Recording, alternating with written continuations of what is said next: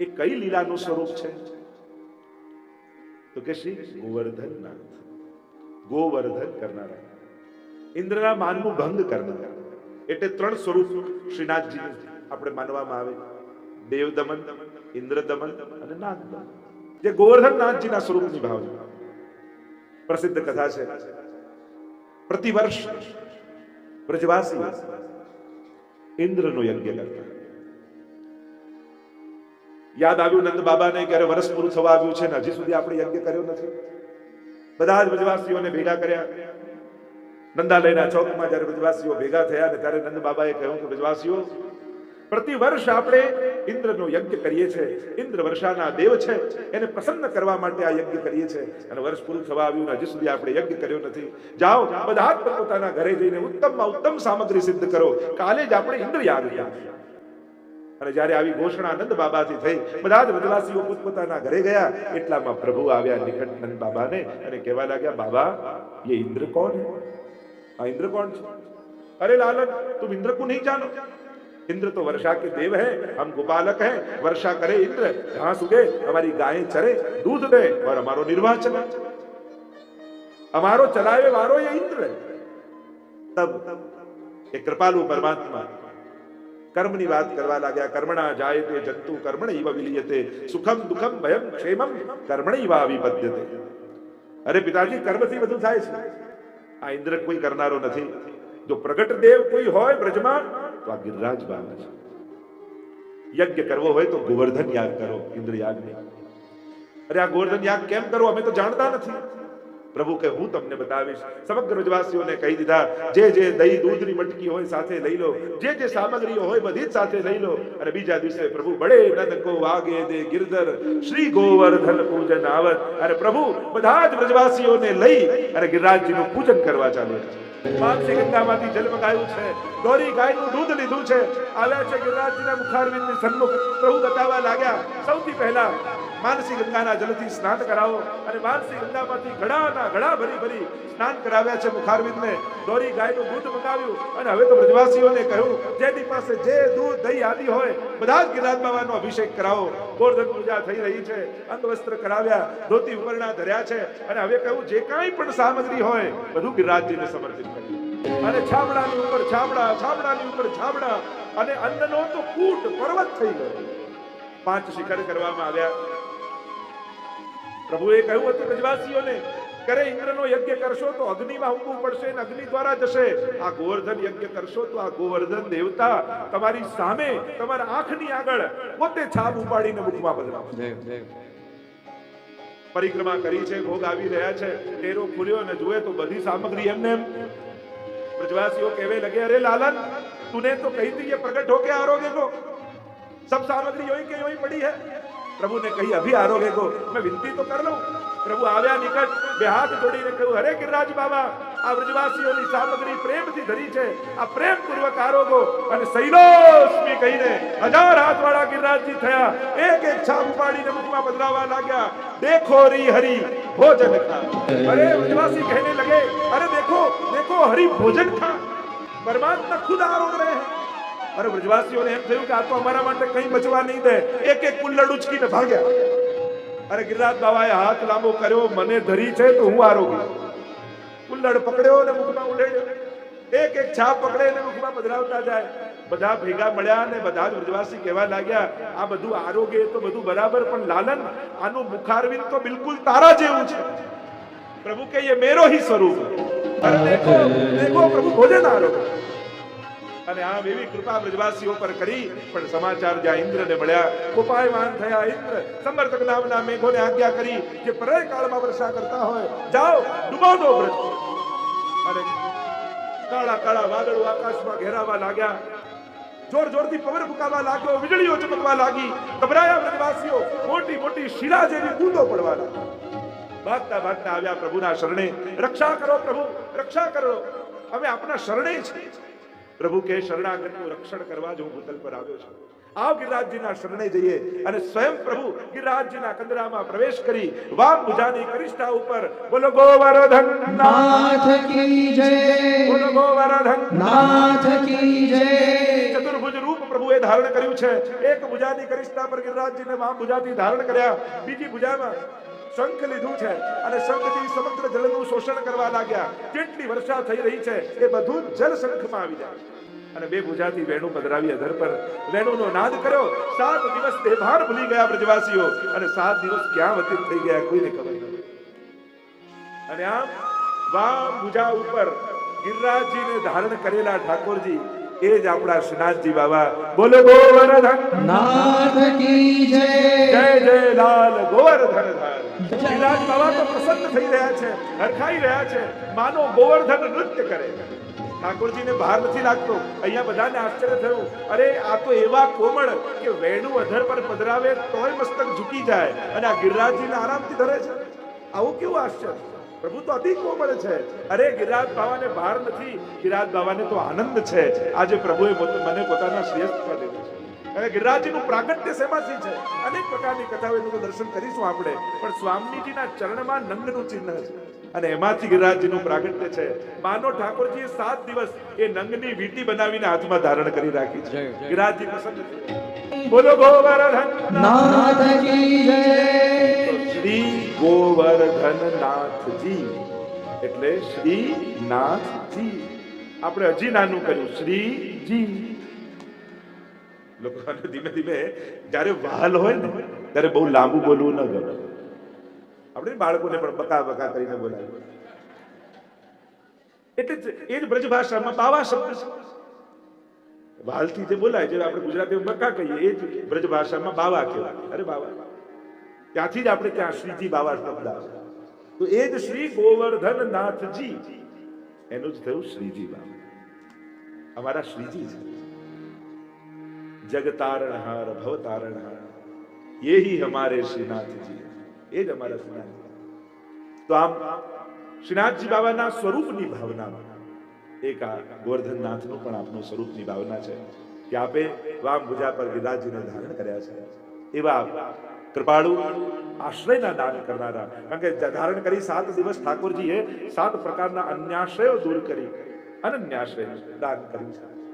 એમ અમારા શ્રીનાથજી બાબા પણ તમને પોતાનો કરવાનો નક્કી કરશે ને તો બધેથી છોડાવીને પોતાની પાસે ખેંચે લેશે.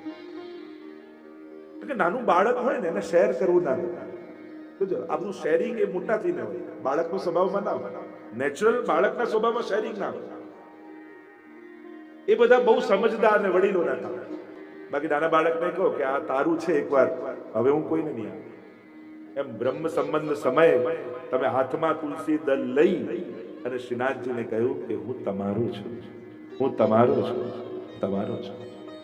પછી એ તમને કોઈની જોડે શેર કરે, તમને કોઈની સાથે તું તો મારો છે. હા, લૌકિક વ્યવહાર કરીએ બધું જ બરાબર, પણ શ્રીજી નો થયો, શ્રીજી એને પોતાનો કરીને રાખે છે. તો આમ ગોવર્ધન લીલા અને ગોવર્ધન નાથ આપ બન્યા છે. ગાયો અને ગિરિરાજજીનું મહાત્મ્ય વધાર્યું છે ઠાકોરજી. અને એટલે જ અમારા શ્રીનાથજી બાબાને ગાય અતિશય પ્રિય છે. ગાય બહુ પ્રિય છે. અને સ્વયં પ્રસંગોમાં આવે છે, મહાપ્રભુજી પાસે ગાય માંગી, મહાપ્રભુજી બિરાજ્યા હતા અને ઉપરથી શ્રીનાથજી બાબા પધાર્યા અને આજ્ઞા કરી કે હું ગાય લાય. અને મહાપ્રભુજીને યજ્ઞ કરવાની સોનાની પવિત્રી હતી જેનાથી યજ્ઞ થાય, એ પવિત્ર થઈ. શ્રીનાથજી બાબા વહેંચી અને શ્રીનાથજી બાબાને ગાય લાવ્યા. એમ શ્રીજીને ગાય હતી પ્રિય. આગળ પ્રસંગોમાં આવશે, ભવાનીપુરની એ ગોપની ગાય શ્રીનાથજીના વાર્તા પ્રસંગોમાં આવે છે. ખોવાઈ ગઈ છે, રાત પડવા આવી, બધાને ચિંતા થઈ ગઈ કે અરે મારી ગાય કોઈ સિંહ મારી તો નહીં નાખે, કોઈ વાઘ મારી તો નહીં નાખે. અને રાતના સમયમાં ખોવાયેલી ગાય અને એમાં સામે આવ્યો વાઘ. એને તો વિનંતી કરી, હે શ્રીનાથજી બાબા મારા ગાયની રક્ષા કરજો. અને એવો પ્રસંગ શ્રીનાથજી ચરિત્રમાં આવે છે કે એ સમયે શ્રીનાથજી પોતાનો હાથ લાંબો કર્યો અને સામે વાઘ મારવા જતો તો એ પહેલા ગાયનું કાન પકડી અને ખેંચતા ખેંચતા ખેંચતા ખેંચતા એને પેલા ગોપની ગૌશાળામાં લાવીને રાખી દીધી. સવારે કુંભનદાસ આવ્યા ત્યારે શ્રીનાથજી બાબા કહેવા લાગ્યા, કુંભન આજ મેરો હાથ બડો દુખે. તો બાબા આપકો હાથ ક્यों दुख रहा है? तो कल ऐसी गाय को शेर मारवे जा रहे हो છો और मैंने वहां की कान पकड़ के रोको गौशाला में छोड़ दिया। अरे बाबा इतना श्रम आपने करे, लाओ मैं आपको हाथ दबा दूं। એવા પ્રસંગ ચરિત્રમાં આવે છે। આવા તો અનેક શ્રીનાથજીના તો અનેકવિધ પ્રસંગો આપણે 5 દિવસ આજ કરવાના પ્રભુની આ અનેકવિધ રસાત્મક ભાવાત્મક આનંદાત્મક લીલાઓનું અવગાહન કરતા કરતા શ્રીજી મય થઈ જવાનું। અમારા શ્રીનાથજી બાબા છે ને હોરી ખેલના દિવસોમાં તમે આમ ખેલાવા જાઓ ને તમે કેટલુંય બચાવીને કરો ને પણ તમારા ઉપર રંગ લાગે લાગે ને લાગે, આ નિશ્ચિત વાત છે। તમે ઘરમાં જેમ આપણે ઠાકોર ખેલા આપણને એમ થાય કે ના બહુ સારા કપડાં પહેર્યા છે, ના પહેરીને બહાર જવાનું છે હમણાં, અને આવું રંગવાળું એટલે બહુ સાચવીને કરવા જઈએ ને તો કમથી કમ બાય તો પેલી થઈ જ જાય। તો શ્રીનાથજીનું આ ગોવર્ધનનાથજીના સ્વરૂપની પણ ભાવના છે, અને એટલા માટે જ આપણા પુષ્ટિ માર્ગમાં ભાવ ભાવના, સ્વરૂપ ભાવના અને લીલા ભાવના આ ત્રણેય ભાવનાનું મહત્વ છે। સ્વરૂપ ભાવના તમારા માથે બિરાજતું સ્વરૂપ યા તમારું સેવ્ય સ્વરૂપ યા જે હવેલીમાં દર્શન કરવા જાઓ એ સ્વરૂપની ભાવના શું છે, પછી એની લીલાની ભાવના શું છે, અને પછી એમના માટે કરાતી ભાવની ભાવના શું છે। આ ત્રણેય બહુ મહત્વનું છે, અને એટલા માટે એનું જ્ઞાન વૈષ્ણવને હોવું જોઈએ। તો આવા શ્રીનાથજીના અનેકવિધ સ્વરૂપોની ચર્ચા આપણે 5 દિવસ કરતા રહીશું। અનેક પ્રકારની ચર્ચાઓ કરવામાં આવી છે।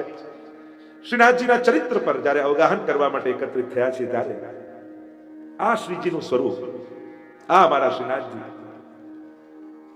વ્રજથી મેવાડ પધાર્યા એની આખી કથા શ્રીનાથજી ચરિત્રમાં એમ કહેવાય છે કે આથી લગભગ 600 વર્ષ પૂર્વ યા 550 600 જે બી વર્ષ થયા છે, શ્રી ગોકુલનાથજી ગોકુલેશ પ્રભુના મુખથી શ્રી હરિરાય મહાપ્રભુજીએ આ દિવ્ય ચરિત્રનું શ્રવણ કર્યું।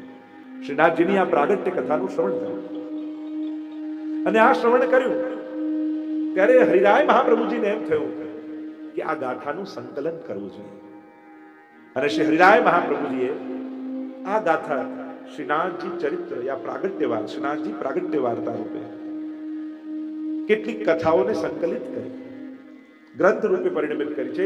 જેસલમેરથી લખવાનો પ્રારંભ કર્યો તો છે કિન્નોરમાં એ કથાને વિરામ યા એ ગ્રંથનો વિરામ કર્યો છે। એવી હરિરાયજીની આ દેન છે। શ્રી હરિરાય મહાપ્રભુજીની તો કૃપા જ, અને પુષ્ટિ માર્ગ પર તો એમની જે કૃપા પુષ્ટિ જીવો પર થઈ છે। શ્રી વિઠ્ઠલનાથજીને જે લાલ લડાવ્યા છે શ્રી હરિરાય મહાપ્રભુજી, એની વિશે હું તો જ્યારે જ્યારે કોઈ સ્વરૂપના દર્શન કરું તો જેના માથે બિરાજતું એનું સ્મરણ આપણે થઈ આવે કે કેવા સ્વરૂપને લાલ લડાવે। સ્વયં શ્રીનાથજીની સેવામાં કોઈ વિક્ષેપ ના આવે, કોઈ પ્રતિબંધ ના આવે, કોઈ શ્રીનાથજીને શ્રમ ન પડી જાય, એટલા માટે શ્રીનાથજી મેવાડ પધાર્યા એના પહેલા સ્વયં હરિરાયજી અહીંયા આવીને નિવાસ કર્યા, પોતે પહેલા પધારી ગયા। તો ત્રિકાળ જ્ઞાની અને ખિમનોર में બિરાજતા તો બધા વાહનો તૈયાર રાખતા। એમ કહેવાય છે કે અશ્વગાડી હોય, બેલગાડી હોય, ઘોડો હોય, પાલકી હોય, પેદલ સવાર હોય, આ બધા ઉભા રહે મંદિરમાં, કારણ શ્રીનાથજીને અહીંયા કોઈ પણ શ્રમ પડે યા સેવામાં કોઈ ચૂક થાય તો શ્રીનાથજી બાબા હરિરાયજીને આज्ञा અને તુરંત હરિરાય મહાપ્રભુજી કોઈને મોકલતા સંદેશો પહોંચાડતા, અને એ સમયના વિરાજમાન દિલકાર ત્યાં સેવામાં સાવધાન હતા। અને એકવાર એવું થયું, એવા પ્રસંગોમાં આવે છે કે અનવસરમાં પેડો બિછાવવાનો રહી ગયો, અને શ્રીનાથજી બાબાએ જણાવ્યું, તુરંત હરિરાયજી પધાર્યા અને સમાચાર આપ્યા।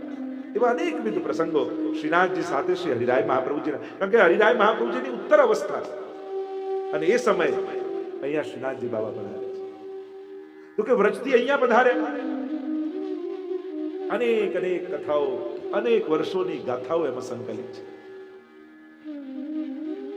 શ્રીનાથજીના પ્રાગટ્યની ગાથાનું જો દર્શન કરીએ, સારસ્વત કલ્પ એથી એ પૂર્વ ગોલોક ધામની કથામાં જવું પડે। ગર્ગ સંહિતામાં ગિરિરાજ ખંડમાં ગોલોક ધામની આ દિવ્ય લીલાનું વર્ણન છે। ગર્ગજી જે ભગવાનના પુરોહિત હતા, જેમણે પ્રભુનું નામકરણ કર્યું, ભાગવતજીમાં જે કથા આવે છે એમણે ગર્ગ સંહિતા લખી છે, અને આ વ્રજમાં યમુનાજી, ગિરિરાજજી, આ વ્રજમંડલ એમાં થયેલી પ્રભુની અનેકવિધ લીલાઓ એનું વર્ણન ગર્ગ સંહિતામાં છે।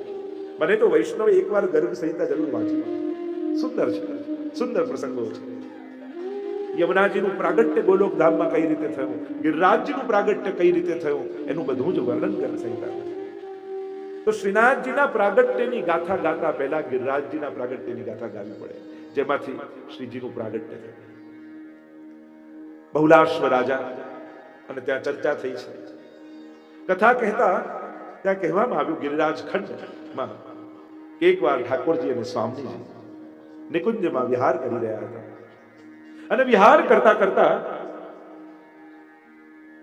સ્વામીજીએ સહજ મનમાં મનોરથ કર્યો, અને મનોરથ કરતા પ્રભુને કહ્યું કે નાથ, આ સુંદર લીલા સ્થલી છે, અનેક ગોપીજનો કુંજ નિકુંજો છે, પણ હજી પણ મને કઈ કમી લાગે છે.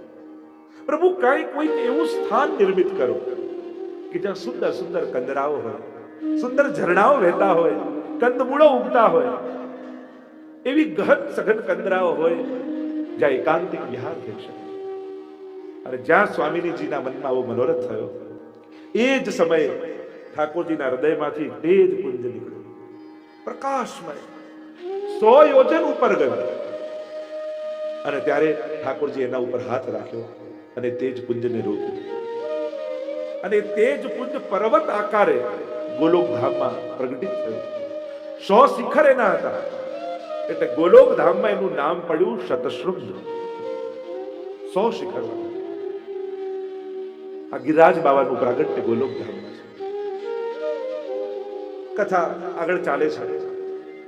રાસ કરતા કરતા પ્રભુના મુખમાં ઉદાસી જોઈ. સ્વામીજીએ કહ્યું કે પ્રભુ, રાસમાં આપ ઉદાસ કેમ છો?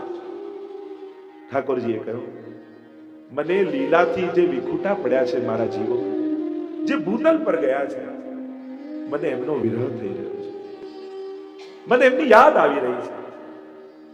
એ ફરી ક્યારે લીલામાં પ્રાપ્ત થશે? કોણ એમને લીલામાં લાવશે? એમના વગર મને રાસમાં આનંદ આવતો નથી. મારો રાસ એમના વગર અધૂરો છે. અને ત્યારે પ્રભુએ કહ્યું કે હું પોતે ભૂતલ પર જાઉં અને ભૂતલમાં રહેલા જીવોને આ રાસનો આનંદ આપું, જે અખંડ રાસ લીલામાં ચાલે છે. અને પ્રભુએ જ્યાં જવાનો એક મનોરથ કર્યો, સ્વામીજીએ કહ્યું, આપ પધારો એના પહેલા આપનું પરિકર ભૂતલ પર પધારો. સ્વામીજી પધાર્યા, શ્રી યમુનાજી પધાર્યા. देह कारण श्री यमने प्रथम आई, देह के जित जीव के चित्त की वृत्ति सब जान के ताते अति आतुर जुधा. શ્રી યમુનાજી પહેલા પધાર્યા, શ્રી ગિરિરાજ બાબા પધાર્યા. એટલે જ આપણે ત્યાં કહેવાય કે આપણું વ્રજમંડળ છે, આ વૃંદાવન, આ બધું પૃથ્વીનો ભાગ નથી. આ બધું પ્રગટ ગોલોક ધામમાંથી પૃથ્વી પર આવ્યું છે. અને ત્યાં સુધી એટલે કહ્યું વરાહ પુરાણ આદિમાં કે જ્યારે પ્રલય થઈ જાય અને આખી પૃથ્વીનો નાશ થાય, ત્યારે પણ વ્રજમંડળ ડૂબતું નથી, કારણ કે પૃથ્વીનો ભાગ નથી. ગોલોક ધામથી પ્રભુ પ્રગટ આ બધા તત્વોને ભૂતલ પર લાવે છે. આ બધાના આધિદૈવિક સ્વરૂપ છે. અને આખું વ્રજમંડળ ભૂતલ પર પધારે છે, જેનું વર્ણન સ્વયં ગોપાલદાસે ત્યાં વલ્લભાખ્યાનમાં ગોલોક ધામમાં વર્ણન જે કર્યું, એ સ્થળો ભૂતલ પર પ્રગટ રૂપે બધા જ પધારે. ત્યાં સરિતા ચાવીકર મણિગણ ઉભય બદ્ધ સોપાન કમલ કુમુદ નાના અતિ સુંદર મધુર કરે ત્યાં ગાન.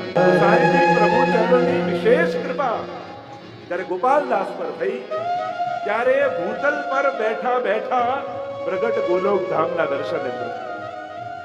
અને આ સમય આ ગોલોક ધામ અને ગોલોક ધામની ભીતર વિરાજતું આ નિકુંજ, એમાં પણ કેટલાય પ્રકારની કુંજોના, એમાં થતી આ રહસ્યમય આનંદાત્મક લીલા, આ લીલા પરિકર સાથે પ્રભુ ભૂતલ પર એ જ વૈભવ સાથે. એટલે એવો પ્રસંગ આવે છે કે જ્યારે અકબર બાદશાહ તાનસેનને લઈ એમના ગુરુ હરિદાસ સ્વામીને મળવા આવ્યા, ત્યારે એમ કહેવાય છે ઇતિહાસમાં કે ત્યારે બહુ પ્રસન્ન થયા એમનું સાંભળી. શું આપવું? તો કે આ યમુનાજીનો ઘાટ છે ને, રત્નોથી મળી જાય. પેલા તો રત્નો લઈને આવ્યામાં તો એક પગથિયું ના થાય. કહ્યું કે હવે જઈને જો, અને જોયું તો આટલા મોટા શિલા જેવા રત્નોથી આખો જટિત ઘાટ અકબર બાદશાહને દેખાય. કહ્યું કે તારું કાંઈ સામર્થ્ય નથી, વ્રજની ભૂમિ એ તો લીલાની ભૂમિ છે, એ તો અલૌકિક ભૂમિ છે. આવા દર્શન કરાવ્યા તો ઉભય બદ્ધ સોપાન, એવા ઘાટ યમુનાજીના અલૌકિક છે. આ બધા જ વૈભવ સાથે આ બ્રજમાં આ બ્રજમંડળ પ્રગટ થયું. અને બ્રજમંડળ પ્રગટ થયું તો યમુનાજી પધાર્યા, બ્રજભક્તો પધાર્યા, ગિરિરાજજી પધાર્યા.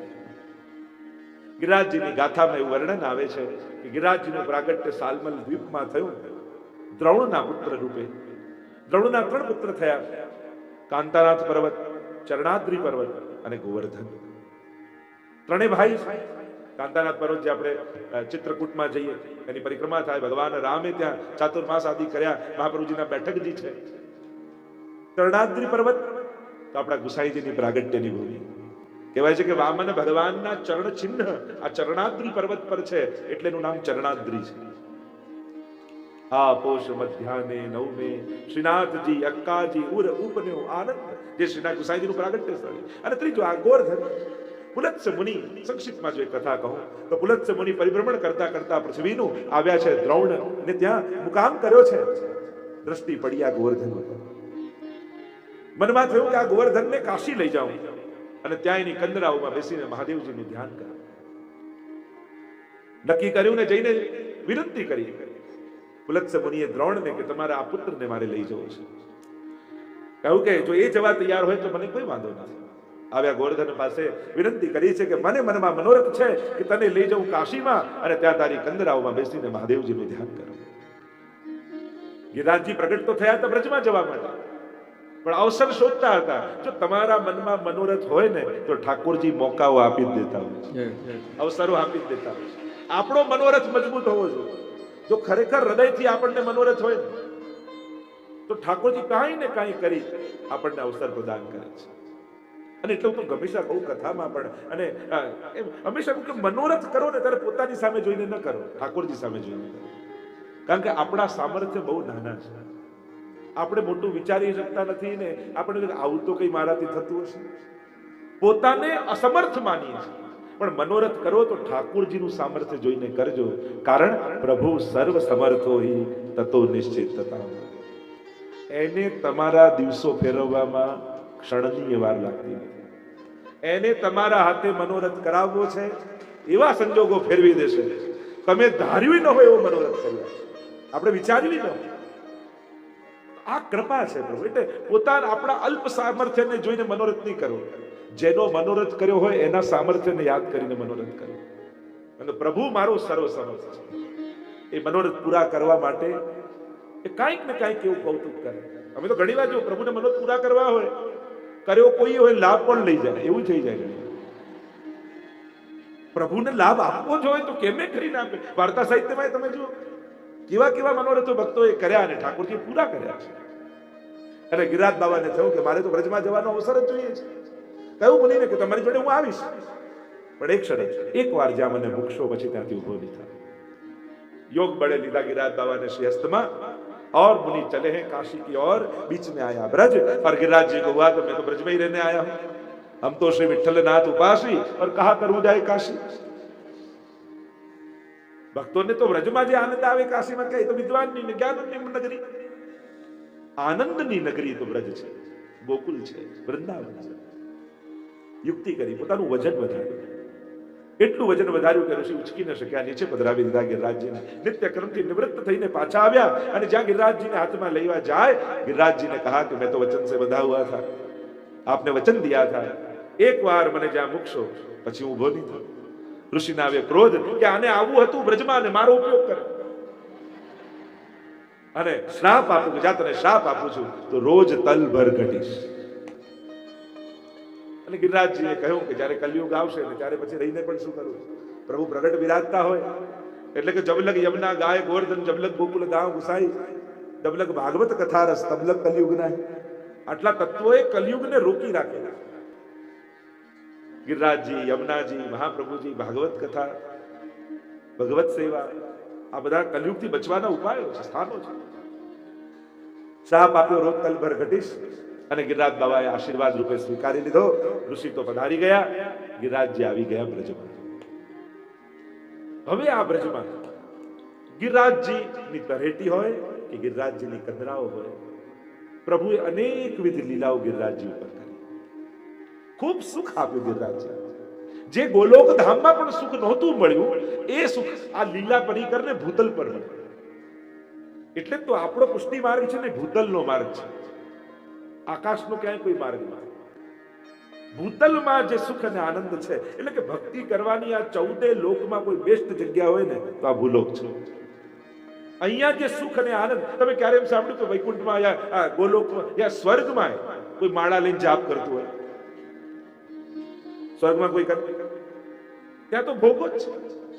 અને એટલા માટે જે સુખ અને આનંદ ભૂતલ, એટલે ભાગ્યન વલ્લભ ભૂતલ. આ ભૂતલ પર મહાપ્રભુજી પધાર્યા તો ભૂતલમાં આવો સેવાનો વૈભવ પ્રગટ થયો.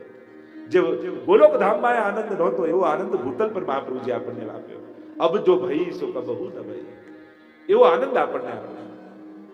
અરે નંદ અને યશોદાજીને પણ 11 વર્ષ ને 52 દિવસ જ સેવા મળી, અને તમારે ત્યાં તો 50-50 વર્ષથી ઠાકોરજી બિરાજે છે, 5-5 પેઢીઓથી બિરાજે છે.